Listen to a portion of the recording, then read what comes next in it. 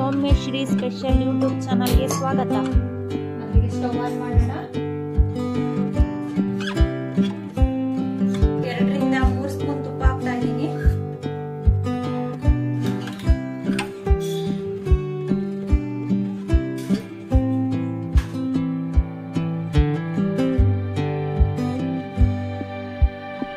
ದ್ರಾಕ್ಷಿ ಗೋಡಂಬಿ ಹಾಕ್ತಾ ಇದ್ದೀನಿ. ಇದನ್ನ ಒಂದ್ 2 ಸೆಕೆಂಡ್ ಹುರ್ಕೊಳ್ಳೋಣ. ನಿಮಗೆ ಬೇಕಾದ್ರೆ ಪಿಸ್ತಾ, ಒಣ ಕೊಬ್ಬರಿ ಅದನ್ನು ಹಾಕೋಬಹುದು. ಡ್ರೈ ಫ್ರೂಟ್ಸ್ ಬೇಕಾದ್ರೆ ಜಾಸ್ತಿನೂ ಹಾಕೋಬಹುದು, ಕಮ್ಮಿನೂ ಮಾಡ್ಕೋಬಹುದು.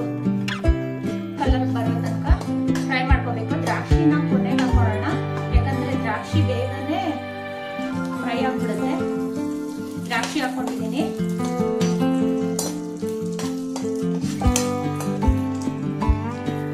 ನೋಡಿ, ದ್ರಾಕ್ಷಿ ಈಗ ದಪ್ಪಗಾಗ್ತಾ ಇದೆ. ದಪ್ಪಗೆ ಉಟ್ಕೊಳ್ಳುತ್ತೆ ದ್ರಾಕ್ಷಿ ಈ ತರ. ಅವಾಗ ತೆಗಿಬೇಕು, ಜಾಸ್ತಿ ಫ್ರೈ ಮಾಡಬೇಡಿ. ಜಾಸ್ತಿ ಫ್ರೈ ಮಾಡಿದ್ರೆ ಸೀದು ಹೋಗ್ಬಿಡುತ್ತೆ.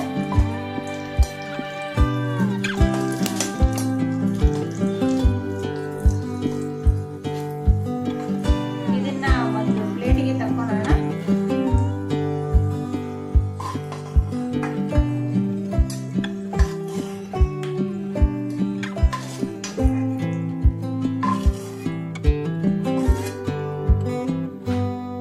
ನೋಡಿ, ಇದ್ರಲ್ಲಿ ತುಪ್ಪ ಇದೆ, ಹಾಗಾಗಿ 1 ಕಪ್ ಶಾವಿಗೆ ತಗೊಳ್ತಾ ಇದ್ದೀನಿ.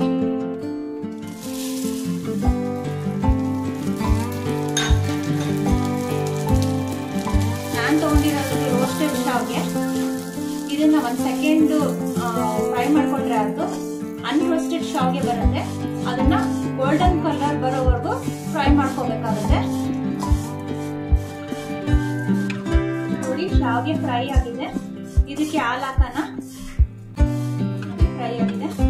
ಇದು ರೋಸ್ಟೆಡ್ ಶಾವಿಗೆ ಆಗಿರೋದ್ರಿಂದ 1 ಸೆಕೆಂಡ್ ಸಾಕಿದಕ್ಕೆ 1 ಲೀಟರ್ ಹಾಲು ಹಾಕ್ತಾ ಇದ್ದೀನಿ.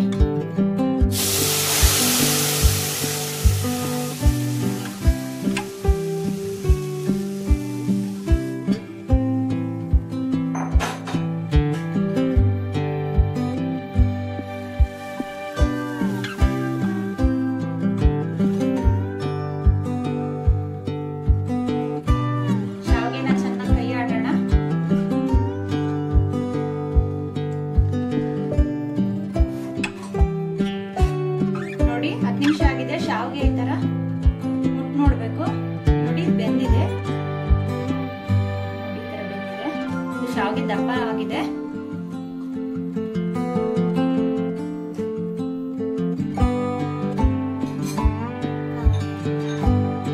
ಇದಕ್ಕೆ ನಾವು 1/4 ಕಪ್ ಸಕ್ಕರೆ ಹಾಕ್ತಿದೀವಿ.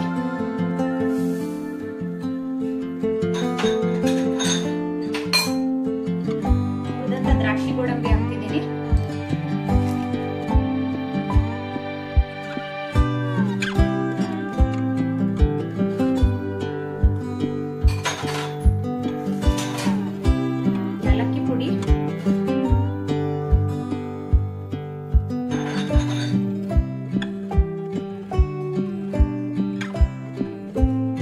ಇದನ್ನ ಒಂದು 3 ಸೆಕೆಂಡ್ ಬೇಯಕ್ಕೆ ಬಿಡಬೇಕು.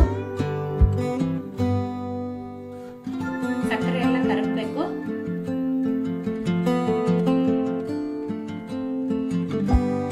ನೋಡಿ, ಇದು ಶಾವಿಗೆ ಪಾಯಸ ಕುದೀತಾ ಇದೆ. ಇದು 3 ನಿಮಿಷ ಆಗಿದೆ. ನೋಡಿ, ಈಗ ಇದು ಕುದೀತಾ ಇದೆ. ಇದಕ್ಕೆ ನಾನು ಬಾದಾಮಿ ಪೌಡರ್ ಹಾಕ್ತಾ ಇದ್ದೀನಿ. ನೀವು ಬೇಡ ಅಂದ್ರೆ ಇದನ್ನ ಸ್ಕಿಪ್ ಮಾಡಬಹುದು.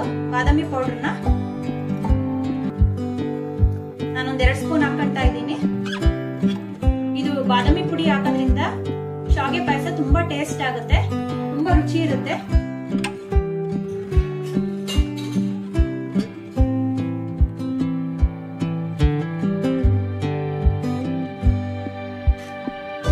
ನೋಡಿ, ಇದು ಕುದ್ದಿದೆ. ಇದನ್ನ ಒಂದು ಬೌಲಿಗೆ ತೆಗೆದು ಬಿಡೋಣ. ಶಾವಿಗೆ ಪಾಯಸ ರೆಡಿ.